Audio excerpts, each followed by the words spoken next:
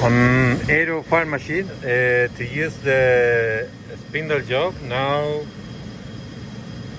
you have to set the key invalid to move the front chuck, and on invalid to allow to move the jog or the spindle with the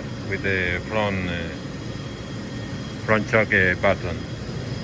So let's keep running. So now to move from the rear chuck, we need to change the key to invalid and switch this key to valid. So by pressing jog or the button, we're gonna move the spindle. So let's say if we want to position the spindle on the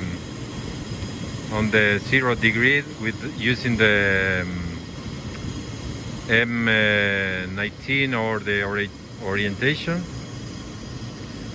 To orient the spindle manually, you have to choose machine, the spindle, and hit the spindle orient.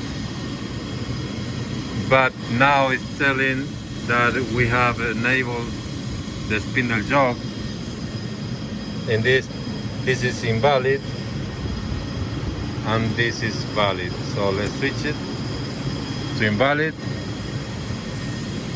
Let's clear the alarm and press orient,